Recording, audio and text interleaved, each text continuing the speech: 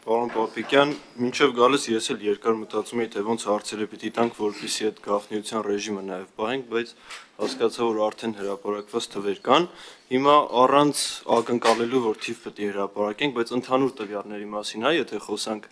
մենք այս օրենքի ընդունումից հետո ընդհանուր զինված ուժերի թվակազմում ինչ իրավիճակ ենք ունենալու։ Դա նվազում է լինելու, ավելացում է լինելու ըստ ձեր քաղաքականության, էլի դուք ինչ պատկերացում ունեք։ Երկրորդը մենք մարտական հերթապահությունում, երբ որ անցած տարի օրինակ գնում ենք մարտական դիրքեր այցելության,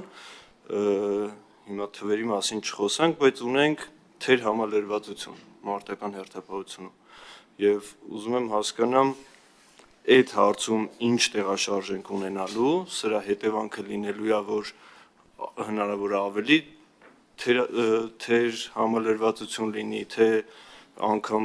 մեկու մեջ դիրքերի չպահելու խնդիր կարող առաջանա, այս ոնց է լինելու, կամ եթե ավելանալու է եւ համալրված է լինելու, այդ իմանանք, որտեվ հիմա դիմացը շուտով նաեւ հավանաբար հանձնաժողով գնալու ենք էլի մարտական դիրքեր, կտեսնենք այդ ձեր ասացի բանը ինչ կլինի։ Նաեւ 25-օրյա հավաքների համար ուզում եի հարցնել, մենք երբ որ սկսեց այս հավաքները նախ Եռամսիա էր, հետո դառավ 25-օրյա, բոլորիս համար չէինք խոսում, բայց բոլորիս համար պարզ էր, ունենք բաց տեղեր, որոնք պետք է լրացվի, եւ այդ Եռամսիա հավաքը բոլորս ըմբռնումով էինք մոտենում, որ այդ հարցը պիտի լուծի։ Հետո դառավ 25-օրյա հավաք, հիմա ուզում եմ հասկանամ մենք ինչ գնահատում ունենք, օրինակ անցած տարվա թիվը նայենք, այս տարվանը նայենք, թե քանի մարդ է մասնակցել եւ ինչ ենք պլանավորում հաջորդ տարվա, մյուս տարվա համար, ավելի մեծ թվով մարդ պիտի ներգրավենք այդ հավաքներին, թե պակաս թվով մարդ։ Եվ վերջի հարցը երկրապահի ներգրավվածությունը, հա, մենք բոլորս էլի հասկանում ենք ու չենք բարձրաձայնում, որ երկրապահի երբեմն տարիքով շատ մեծ, երբեմն շատ առողջական խնդիր ունեցող մարդկանց ներգրավում ենք, որովհետեւ ունենք դրա կարիքը։ Հիմա ուզում եմ հասկանամ, այդ կարիքը չկա եւ այս մարդկանց այլևս չենք ներգրավելու, թե ամեն դեպքում այդ մարդկանց ներգրավվածությունը լինելու է, հետեւաբար նաեւ կարիքը կա դրա։ Այսքանը։ Շնորհակալ եմ, խոսամ բոլոր հարցերը կմտապահեմ, բայց կոնտեքստը ընդհանուր պարզ է, ինչի մասին է խոսքը, ըստ էության մենք պիտի գնահատենք, որ զինված ուժերի հիմնական առաքելությունը նրա պաշտպանունակությունն է եւ ոչ թե մարտական հերթապահությունը։ Տարիներ շարունակ մենք շեշտը դրել ենք մարտական հերթապահության վրա, ինչը անխոս շատ կարեւոր է։ Առանց մարտական պատշաճ հերթապահության հնարավոր չի լինել զգոն, հնարավոր չի լինել պաշտպանունակ։ Բայց շատ կարեւոր է, որպեսզի զինված ուժերի հիմնական հատվածը ոչ թե զբաղվի մարտական հերթապահությամբ, որքան էլ վատ հնչի, երբեմն պահակությամբ, այս զբաղվի մարտական պատրաստությամբ եւ բարձրացնի իր կարողությունները։ Հիմա վարժական հավաքների նպատակը այն է, որ մեզ անհրաժեշտ է ունենալ պահեստազոր, որը ըստ անհրաժեշտության կարող է հավաքվել, պատկերացնել իր խնդիրը եւ դառնալ բանակի կարևոր բաղադրիչ։ Պիտի իրականությունից չփախչենք եւ հիշենք, որ 44-օրյա պատերազմի ընթացքում մեր հիմնական խնդիրներից մեկը հենց նաեւ նույն պահեստազորի ոչ պատշաճ հավաքվելու կամ հավաքվելու պարագայում նրանց ոչ մարտունակ լինելու տարբեր ու բազմաթիվ հարցեր, այդ թվում նաեւ ներդաշնակեցման բացակայությունը։ Դա չենք ունեցել։ Դե հիմա դա քանի տարվա խնդիր է, ով է դրա համար պատասխանատու, բոլորս ենք պատասխանատու կարծում եմ, որովհետև մենք բավարար ուշադրություն չենք դարձրել պահեստազորին, իսկ աշխարհում, եթե երկիրը կանգնում է պատերազմի առաջ, նրա հիմնական հենարանը ոչ թե ժամկետային զինծառայողներն են, այլ պահեստազորն է։ Հիմա մենք ինչ ենք անում, մենք խնդիր ենք դրել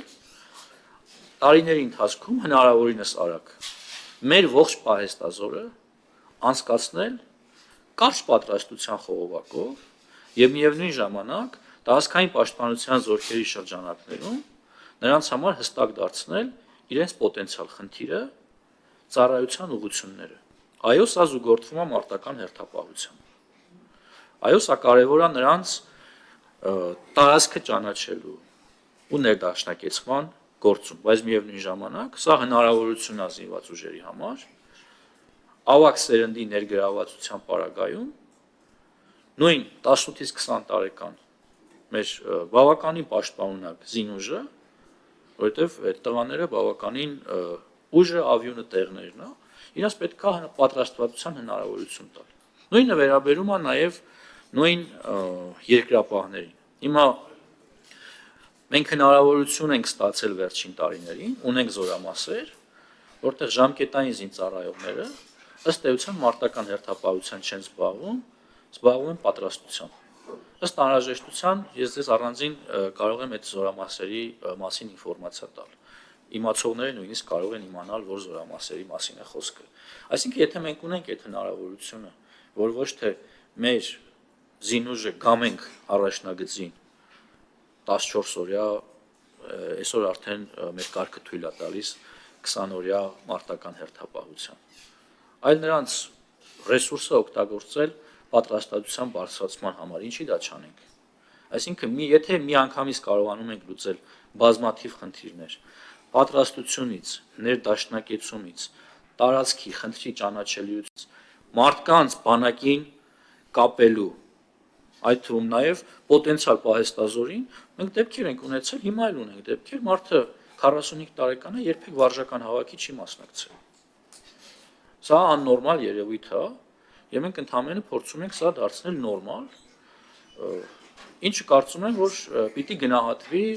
ես ձեր խոսքի մեջ իհարկե որևէ քննադատություն չտեսա, մտահոգություն տեսա, ես ուզում եմ փարատել ձեր մտահոգությունը, ով ասել, որ սրա տակ կան հաշվարկներ, իսկ ինչ է լինելու 1.5 տարի հետո, 1.5 տարի հետո լինելու է, որ երկու զորակոչ կամ երկու զորակոչի այն հատվածները, որոնք պայմանագիր չեն կապել պաշտպան հայրենացով, պիտի զորացել են։ 25-օրյաները մենք տարեկան ունենք, կառավարության որոշմամբ է հաստատվում, ամեն տարվա սկզբին հաստատվում է թվականակը, 25 թվականի համար ունեցել ենք 16,000, 26 թվականի համար նախատեսում ենք 20,000, մեր միջինը պիտի լինի 20,000, այսինքն 20,000 պահեստազորային պիտի ներգրավի վարժական հավաքների։ Իհարկե, այստեղ կարևոր է նաև զինկոմիսարիատի պատրաստվածությունը, իրենք են մեզ ինֆորմացիա տալի, ինչքան պահեստազորային կարող են ներգրավել, եւ մենք ըստ դրա կողմնորոշում ենք։